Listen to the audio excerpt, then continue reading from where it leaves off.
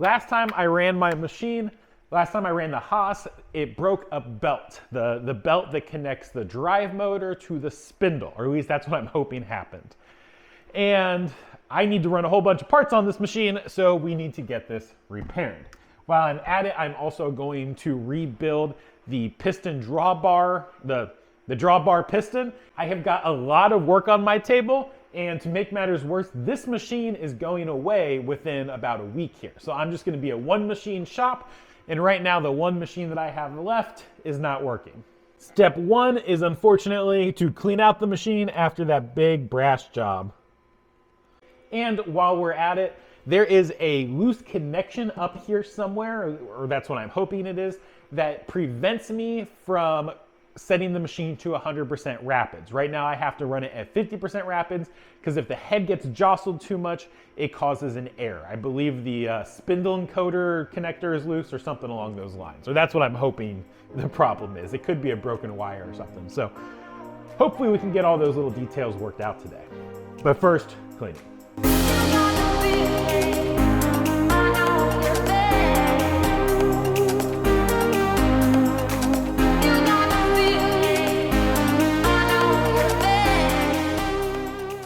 It's maybe not pristine, but it's at least clean enough that I'm probably not going to be working in chips. I don't normally save my chips. I've saved some of my titanium ones, and I saved these brass ones this time. I don't normally bother saving my chips. I switch materials so often that I would have to clean out my machine like 3 times a day, and it's not worth it for like a handful of aluminum chips. And mixed chips are basically worthless. It's not worth the money to store them and haul them off. But this time I figured the brass might be worth something. I might get $5 or whatever out of that box, probably less, but hey, it's a cup of coffee. So now I need to figure out how to get this cover off. It should be a matter of just removing screws. The question is, are there screws over here that I can't access without jogging the head up and down? And can I pull this off without hitting my ceiling? That is all still to be decided, but there's only one way to find out.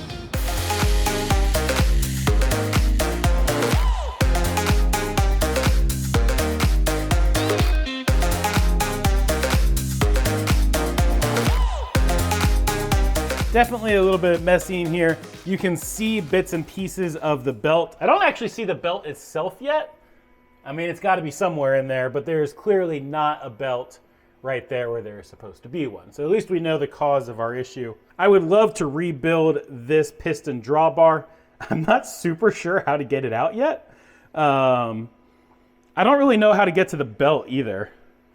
So I may have to take this off anyway. They definitely could have made this easier to get to the belt, considering this is something that breaks all the time. Because I see zero way to slide a belt in there. So some disassembly may be required. All right, so I'm trying to understand what I'm seeing here. And this appears to be the main airline coming in for the tool changer. It goes into this solenoid and then also goes into this solenoid. Now this solenoid here has a regulator on it, which implies to me that this is control of the like pre-press before the final press. These tool changes happen in 2 different stages to make them more gentle. You get a little bit of like a pre-charge where the piston kind of gently goes down, and then you have the full force of the full push, and that is caused by this piston here. And I believe there's this must be the check valve right here, so it kind of switches between the 2 different pressure stages. So low pressure comes in first, the valve opens, and low pressure goes in, and then the high pressure stage activates. Oh, that feels loose. But the high pressure stage activates, it closes this check valve so the low pressure stage turns off, it doesn't get backfed, and then it finishes the tool change. From what I understand, if your machine is clunking, it's probably something to do with the low pressure stage. Either something is wrong in this assembly here, or your piston, which is this square thing, it's a square piston, is too gunked up for the low pressure to overcome the friction. So I wanna clean this thing out in addition to getting to my valve. When I first looked at this, I thought I would have to take off this whole assembly here, but now that I think about it, it's only connected by soft hoses, so I may be able to get it moved just enough to get it taken apart and yada yada. I'm gonna turn off power to the machine to do this work, but while we have it open here, we might as well play with the tool changer and see what happens. So it's disconnected from air right now. I'm gonna reconnect it. I'm gonna look for any leaks that are in here and just see what it does. Let's see what happens when I press the tool release button. There's no tool in there at the moment.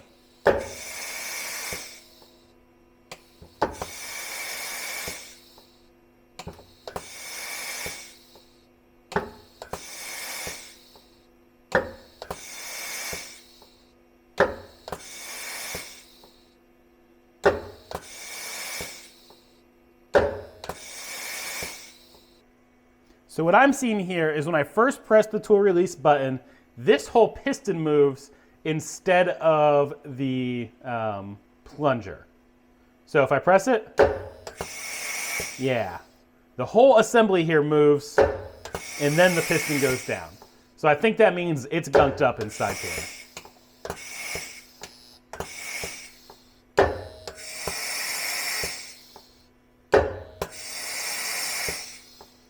Everything else seems to be working. So I need to get this off and taken apart. I think I can take it off just with these four bolts and then maybe some electrical connections. I'm gonna try to avoid moving the sensors if I can.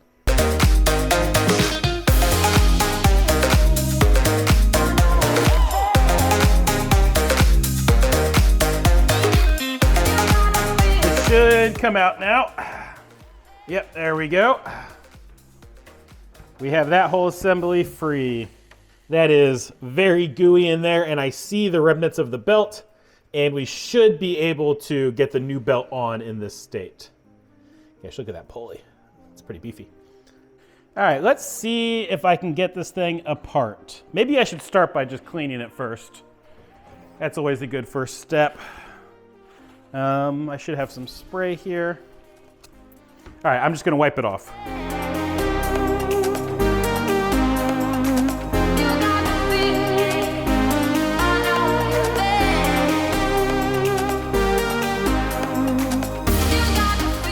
So the first thing I'm noticing is this fitting here on this check valve is loose. That might be part of our problem, but it's definitely still gunky and I still need to open it up. So I need to compress this spring so I can get this cap off. I'm going to use the classic zip tie method of compressing the spring and just kind of pinch it down and then pull off the snap ring, and that should let me get this thing open.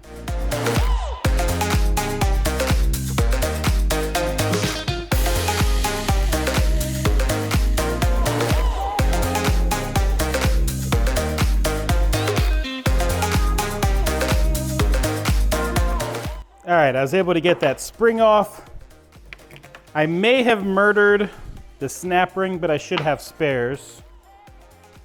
I'm gonna just, in preparation, go ahead and compress the spring a little bit more so it's easier to get back on. Then we can start tearing this thing apart. It looks like it's just 4 socket head cap screws to get this thing apart. That's what I'm hoping, at least. Are we, oh, that's coming apart. Maybe those screws just took off this bracket thingy. Okay, there's 4 more screws on the bottom here that may be the ones I need.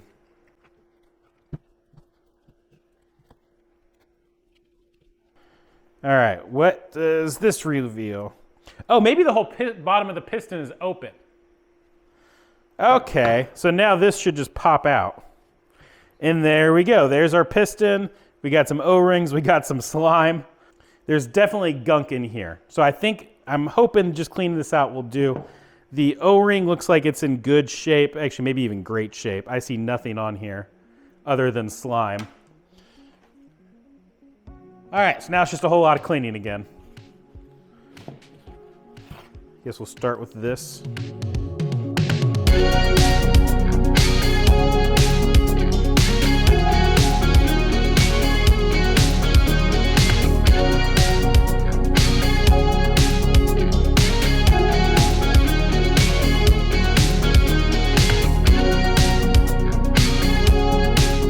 Okay, I was able to get the piston cleaned off and the piston housing. This is the piston, that's the piston housing. Nothing looks too bad on there. There's definitely some shiny aluminum which implies to me that it's been at least somewhat worn. This machine does have almost 1 million tool changes on it, so what do you expect? But I mean, everything seems to be in fairly good order. So that leaves this right here, and this check valve that is just blatantly loose. I'm gonna see if I can get that fixed up. Of course, there's like 1,000 wires in the way, so I'm gonna have to undo this lovely wire management and redo that later. But I think this is actually more likely the cause than anything else.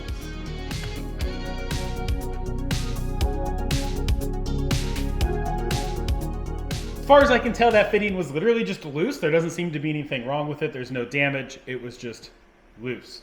I want to put it back together, but I am just realizing I don't have any grease. I don't know how I managed to not have any grease right now, but I don't have any grease. So I'm going to go see if I can pick something up locally, and I think I'm good to start assembling this thing again. So I'm going to go take a drive and get lunch, and I will see you guys after that. I was able to get this thing reassembled, and I think it'll be good, and it should be ready to go back in.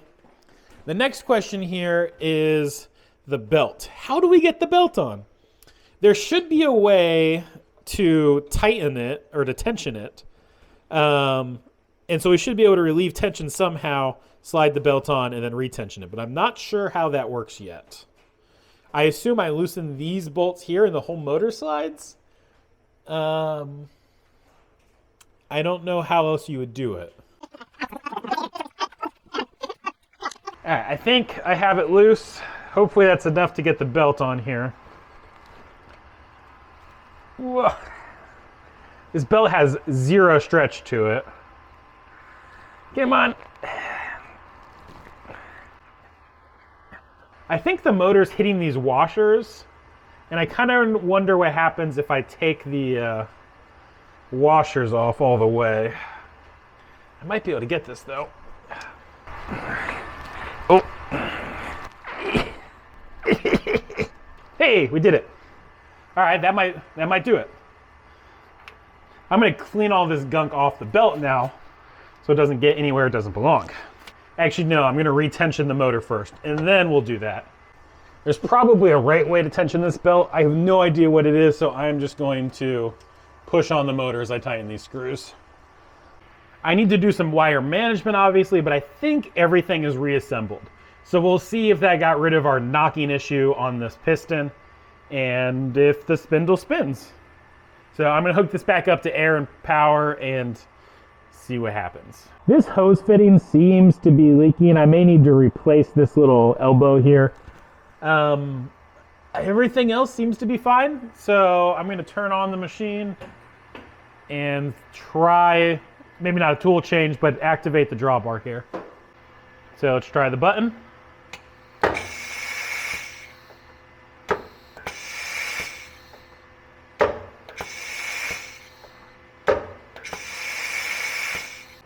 It's not any better. All right, I think I have it working now. So if I press the release,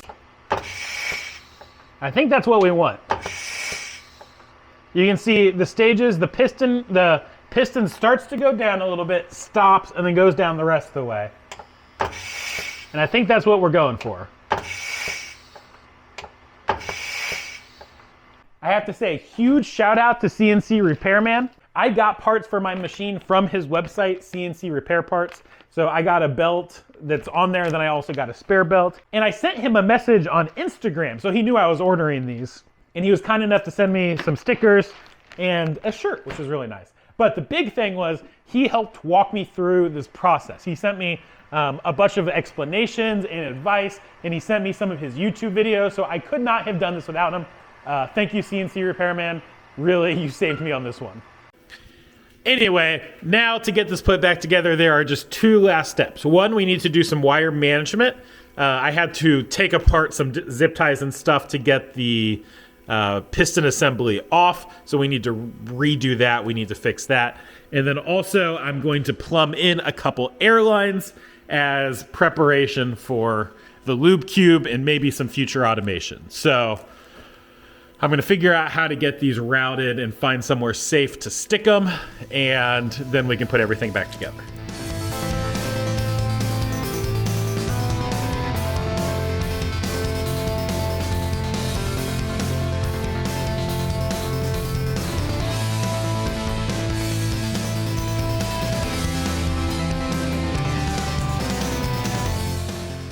I tried to get the pneumatic cables through the, whatever that thing's called, and the cable chain, and I could not get even one in, much less four. So I decided to just kind of supplement it with my own. So I did the classic zip tie cable loom thing, and it looks pretty nice, and I think that'll work. And yeah, before anybody says anything, I am aware that I'm going to have issues with the pneumatic hoses going through the sharp sheet metal. I did deburr it as best I could, but I really need to get some grommets in there. So I'll have to order some from McMaster and put them in when they come in.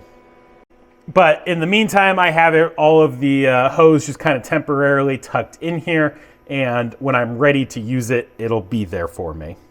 I did, however, find the cause of my occasional spindle cabling fault. Look at this thing here. There's like two connectors that are like jammed together and held in place with zip ties. So I'm gonna see if I can take some of the stress off this, because that is definitely what's causing my alarm. Here, I bet I can make it happen again. Yeah, see? Caused an alarm spindle cable fault just by touching that. That can't be good for my drive. That can't be good for anything. So I'm gonna see what I can do about that. And I really need to be making parts. So I'm starting to get a little bit nervous about my timeline here, but better to do this stuff right now instead of having to do it again later. I turned off the power to work on this connector. The motor drives in machines like this do not like things being plugged and unplugged while they are on. It can cause damage, so we're doing this all with the power off. Plus, I don't know if there's high voltage or anything running through there. But I don't know what I'm gonna do about this. It just, I think, needs more slack, but I don't know where to get the slack from. I'll see. We'll just put this in time-lapse mode and I'll see what I can come up with.